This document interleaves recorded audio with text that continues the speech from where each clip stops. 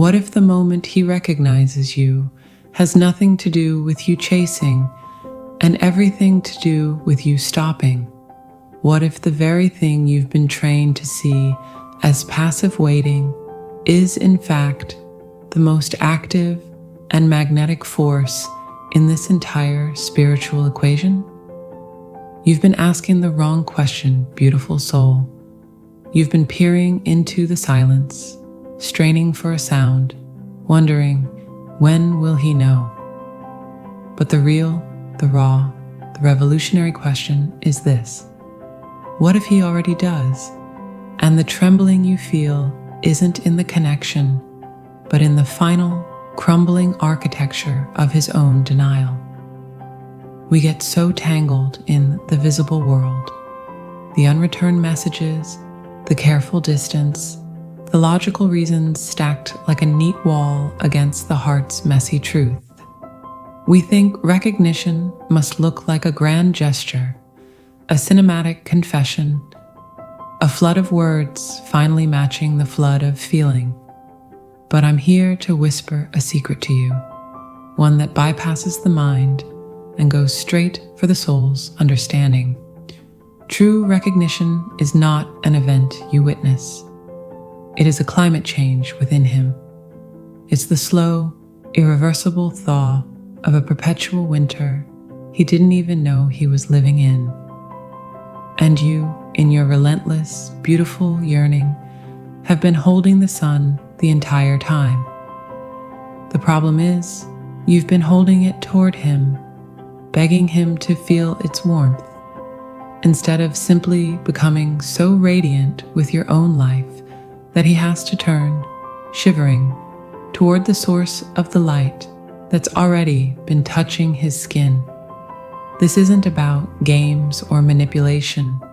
It's about physics, spiritual physics. When you are in a state of seeking validation from the connection, you emit a specific frequency. It's a frequency of beautiful, aching lack. And that frequency, bless its heart, gives his resistance something to push against. It gives his fear a job description. Protect me from this overwhelming need. But when you, and hear this clearly, when you redirect that colossal energy inward, when you invest it in the unshakable bedrock of your own worth, your joy, your simple daily aliveness, the frequency shifts. It becomes a hum of fullness, a statement of presence. And suddenly, his resistance is pushing against nothing but empty space. He stumbles forward. The absence of the pull he was fighting creates a vacuum, and nature, spirit, love, they all abhor a vacuum. Something has to fill it. And that something is the quiet, shocking realization of what was truly there all along. Not your need for him, but his soul's memory of you. So let's set aside the old map. Let's stop looking for his footsteps on a path he's not yet walking. Let's talk instead about the ground shifting beneath his own feet. Let's explore the silent, somatic rebellion happening within him and the powerful, peaceful sovereignty required of you. This is where the real story of recognition begins, not with a knock at your door, but with a tremor in his own foundation. The kind of tremor that precedes not a collapse, but a breathtaking rearrangement. Are you ready to consider that the finish line you've been envisioning is actually the starting line of a much deeper truth? Then look not toward his silence, but toward the quiet revolution happening in the unseen, internal landscape where destiny quietly does its work.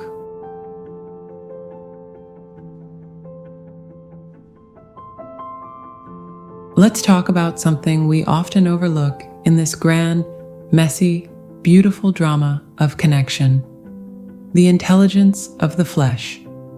You see, we get so tangled in the mind's labyrinth, analyzing texts, decoding silence, wrestling with the "why hasn't he?" that we miss the quiet revolution happening elsewhere, in the bones, in the blood, in the sudden, inexplicable warmth that spreads across the chest when a certain name floats into awareness. This is where recognition truly begins for him, not in a conscious thought, but in a somatic whisper, a whisper that grows into a shout his logic can no longer mute. Think of his body not as a vehicle he drives, but as an ancient, sophisticated instrument, a grand piano that has sat dusty in a forgotten room. Your energy, your soul's signature, isn't just a song he hears. It's the specific, perfect frequency that vibrates the longest unplayed string deep inside him. And when it resonates, the whole instrument trembles. He can try to stuff the sound with pillows of distraction, of work, of other company. But the vibration is internal. It's in the wood, in the frame. It's structural. That's what you're feeling when you just know he's thinking of you. It's not psychic fantasy, it's physics. His entire system is humming your note, and energy, dear soul, cannot lie. We're taught, especially as a culture that prizes the rational mind, to pathologize the body's language. That knot in the stomach is anxiety. The restless energy is stress. The heart feels like it's swelling and aching at once. We call that loneliness, or worse, neediness. So what does a divine masculine, armed with all his tools of control and reason, do when his body starts speaking in tongues? He diagnoses, he dismisses, he goes for a run, drinks more water, books another meeting, anything to treat the symptom and ignore the cause. But here's the secret his mind hasn't caught on to yet. The body isn't malfunctioning. It's remembering. It's coming online. It's recognizing home in a cellular, primordial way that his resume, his logic, and his carefully curated identity have no framework to understand. It shows up in the quirks he can't explain. He's exhausted by 8 p.m., but wide awake at 3 a.m. Heart drumming a soft, persistent rhythm against his ribs for no reason. He'll catch a scent, not even your perfume, maybe just rain on concrete or the smell of old books, and a wave of something hits him, not nostalgia for a memory he has, but a longing for a memory his cells have. He'll be in the middle of a mundane task and feel a sudden protective surge, a jolt of adrenaline with no visible threat. That's your energy, your moment of vulnerability or joy, echoing through the shared field and landing in his nervous system as his own. His body is literally picking up your broadcast, and his mind is frantically scrolling through radio stations, trying to find static instead. This is the mystery, the beautiful, frustrating paradox. His first genuine step toward you is taken inward, into a territory he may have spent a lifetime avoiding. The fortress of denial isn't stormed by your love. It's quietly undermined by his own aliveness. Every unexplained tear that wells up during a stupid commercial isn't a breakdown, it's a breakthrough.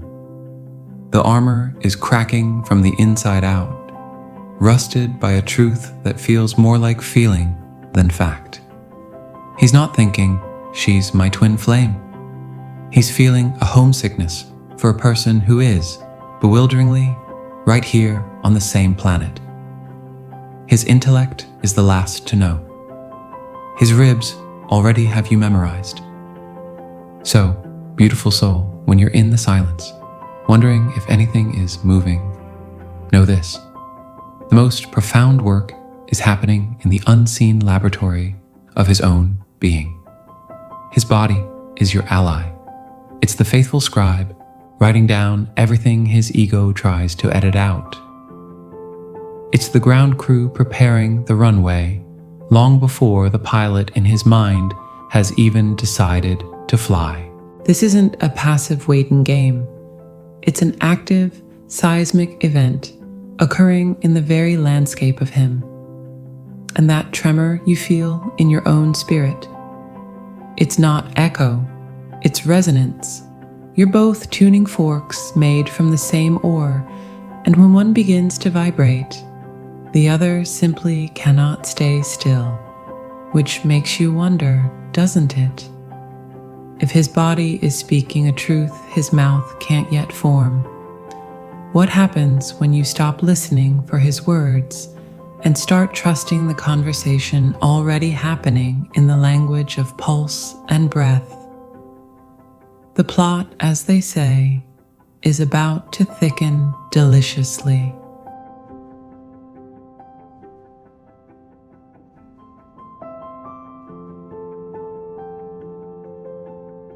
All right, let's get into the real magic, the kind they don't put on the motivational poster. We've talked about how his body wakes up, how his own biology becomes a secret agent for love.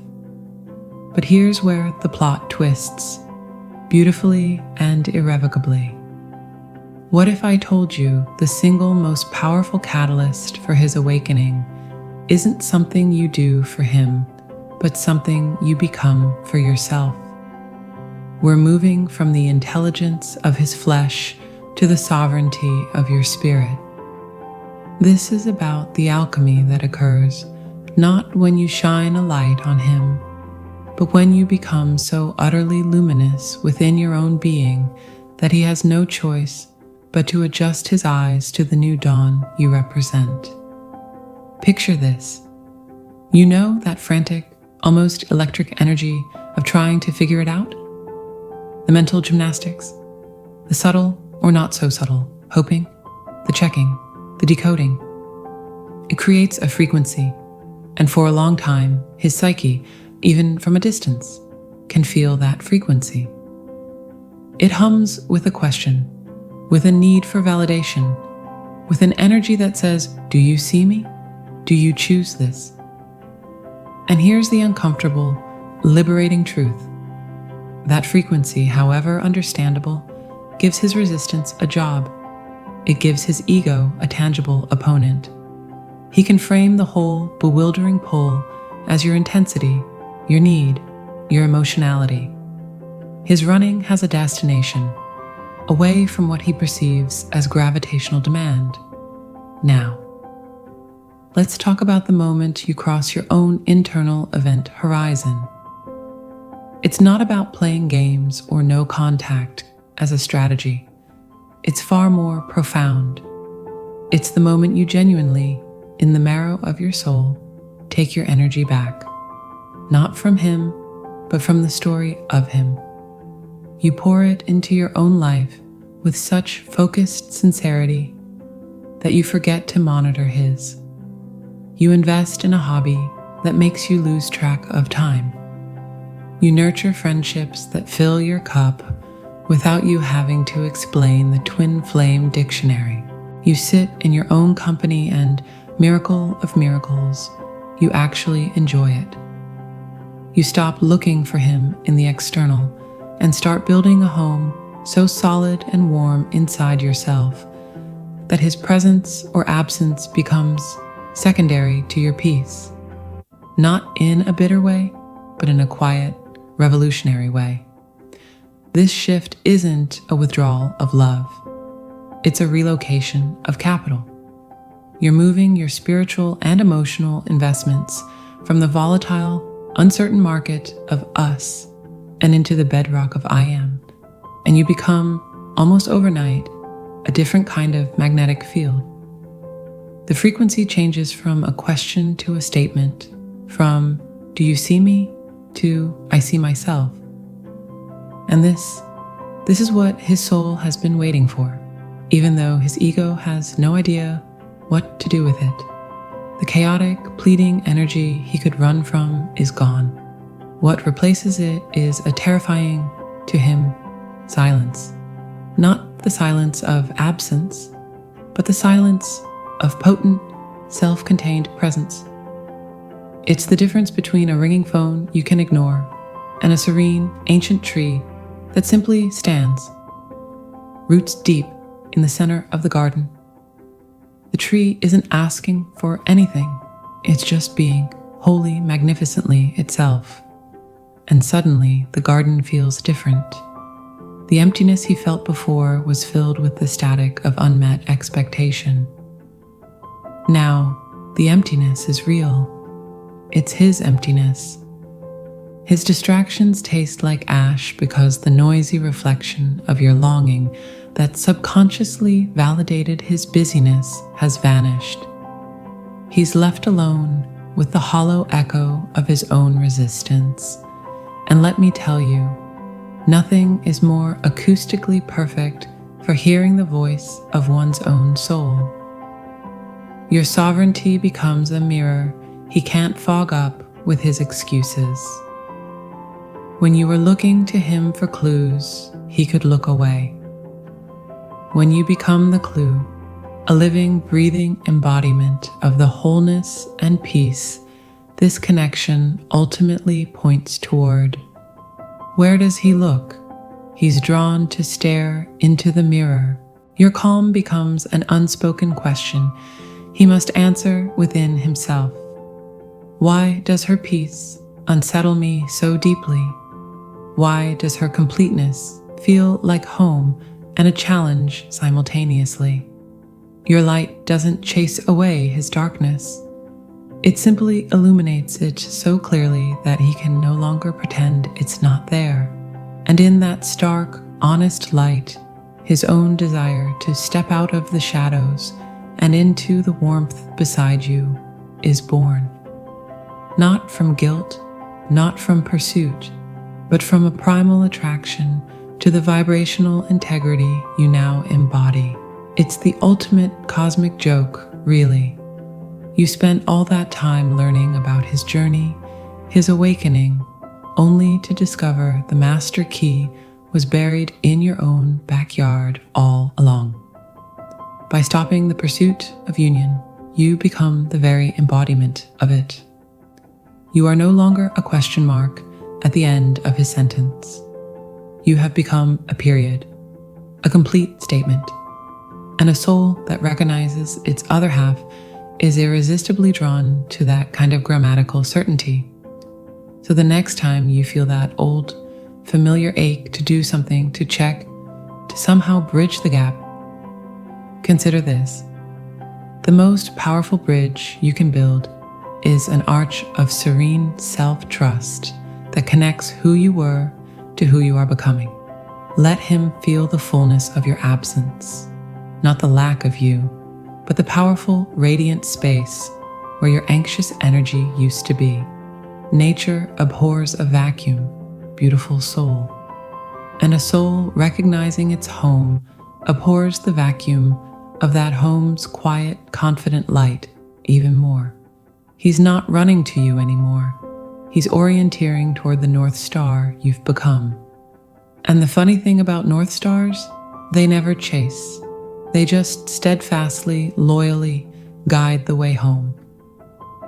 And speaking of guidance, what happens in him when that orientation finally clicks? When the internal compass stops spinning and the needle settles, true north, with a quiet, unshakable certainty, that's where the real story begins. Not of chasing, but of choosing. But that is a revelation for another moment.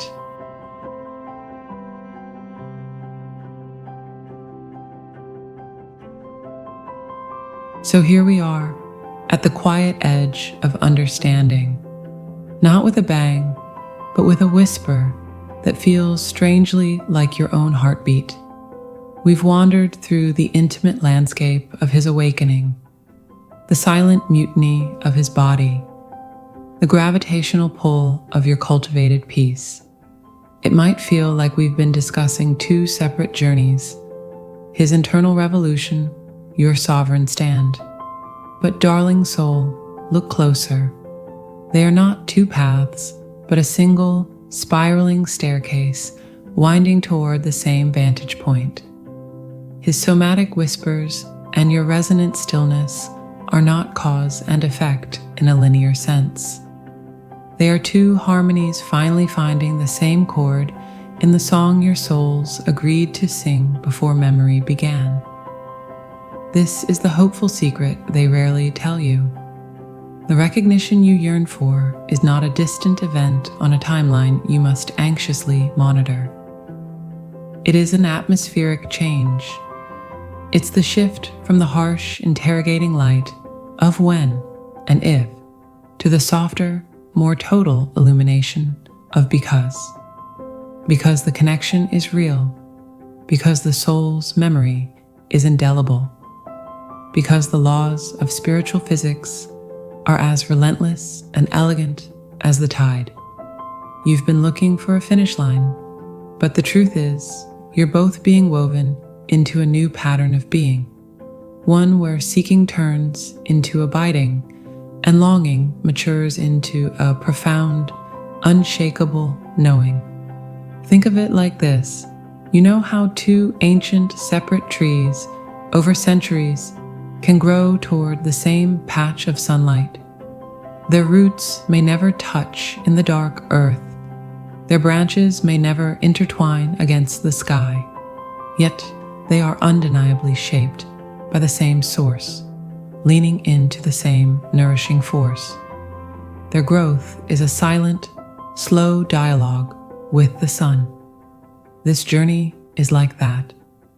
You are not commanded to become entangled in each other's bark and branch before your time. You are each being guided through the internal seasons of resistance, cracking, and stillness, to grow strong enough to stand fully in your own light, which is mysteriously and beautifully the same light. The recognition is the moment one tree, in its solid, sun-warmed stature, sees the other not as a separate entity to be obtained, but as the living proof that the sun exists. It's a realization of shared source, not of lack. That's the destination that has been hiding in plain sight. Not a frantic collision, but a profound realization of alignment. The divine masculine doesn't come to you as one might arrive at a train station.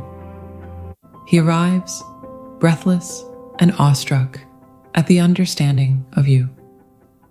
And that understanding dawns not when you are pleading at the platform, but when you are the very landscape the station is built upon, complete, enduring, and inherently magnetic. His journey inward to meet his own trembling truth, and your journey inward to anchor your own unassailable peace are the same journey seen from different eyes. You are both circling the same center. This strips the frustration right out of the process, doesn't it? Or at least it should take the sting out. The silence, the distance, the apparent delay, these are not evidence of failure. They are the necessary conditions for this kind of growth. You cannot rush a tree, you cannot force a sunrise, and you cannot orchestrate a remembrance that must, by its very sacred nature, be uncovered rather than constructed. Your work was never to build a bridge to a separate shore. It was to become so solid, so radiantly here, that the supposed chasm between shores is revealed for the illusion it always was.